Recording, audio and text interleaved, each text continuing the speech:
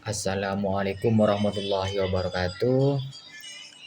Puji syukur kehadiran Allah yang mana pada hari ini kita semua diberikan kesehatan. Alhamdulillahirrabbilalamin. Wassalatu wassalamu ala asyrafil anbiya'i wal mursalin Sayyidina Muhammadin wa ala alihi wa sahbihi ajma'in amma ba'du.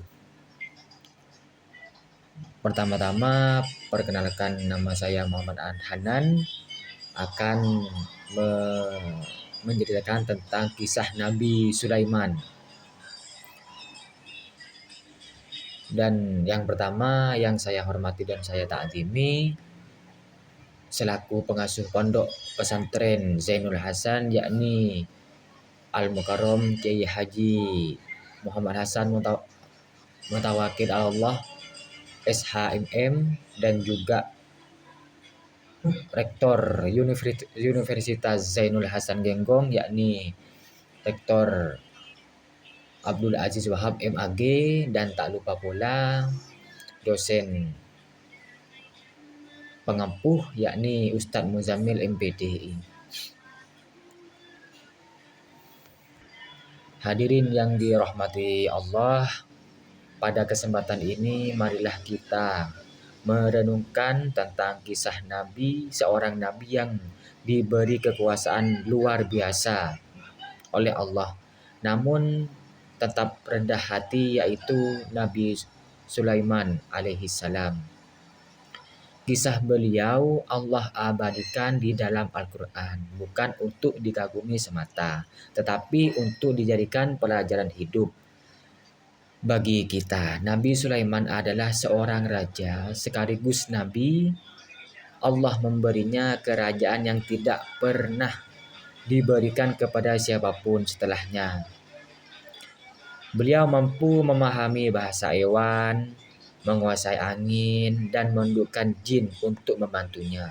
Namun kekuasaan yang besar tersebut tidak membuatnya Nabi Sulaiman itu sombong.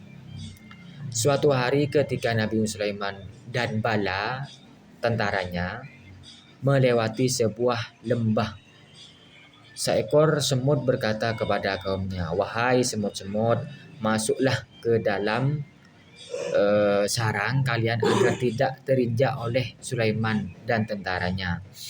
Tanpa mereka sadari, mendengar itu Nabi Sulaiman tersenyum dan tertawa, lalu berdoa kepada Allah agar beliau selalu mampu mensyukuri nikmatnya.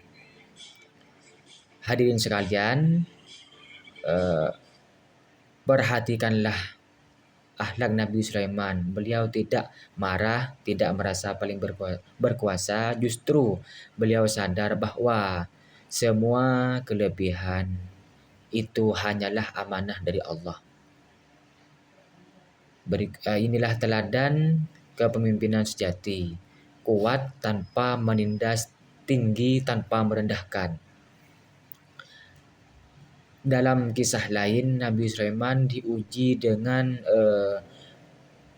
kekuasaan dan kenikmatan.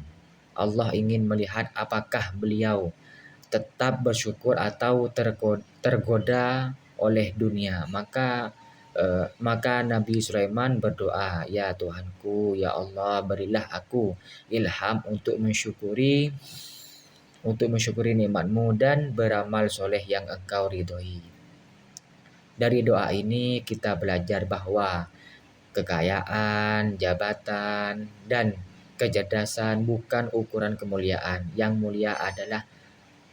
mulia adalah hati yang bersyukur dan taat kepada Allah.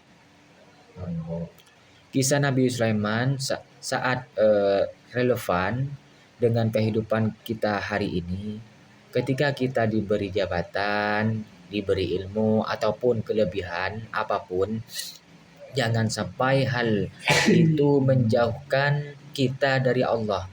Justru semakin besar nikmat, semakin besar pula tanggung jawabnya.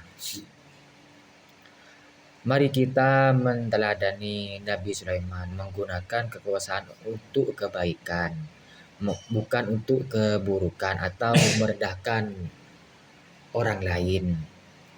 Menggunakan kelebihan untuk menolong sesama dan menggunakan hati untuk selalu bersyukur.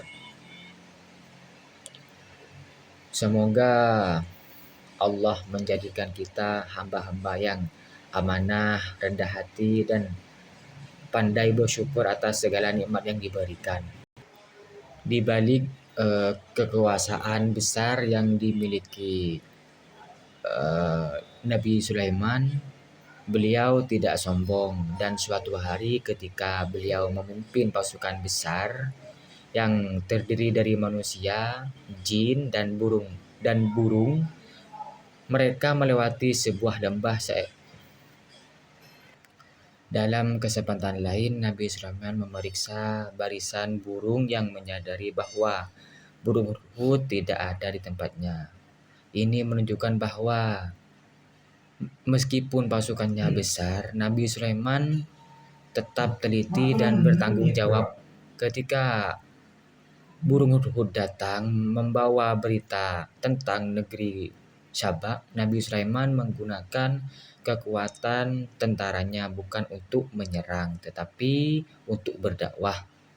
Ia mengirimkan surat kepada Ratu Bilqis mengajak kepada tauhid dan kepatuhan kepada Allah. Ketika akhirnya Ratu Bilqis datang, Nabi Sulaiman memperlihatkan kekuasaan Allah melalui bala tentaranya. Bukan untuk pamer, tetapi agar kebenaran tampak nyata. Ratu Bilqis dan kaumnya beriman kepada Allah. Pelajaran yang bisa diambil dari kisah ini yaitu kepemimpinan harus disertai akhlak dan bersyukur, dan juga kekuatan digunakan untuk dakwah bukan untuk kezaliman. Dan pemimpin sejati peduli pada yang lemah. Ketertiban dan disiplin adalah kunci kejayaan. Semua itu dalam kekuasaan yang berasal dari Allah Subhanahu wa taala. Cukup sekian dari saya, kurang lebihnya mohon maaf yang sebesar-besarnya. Saya akhiri. Assalamualaikum warahmatullahi wabarakatuh.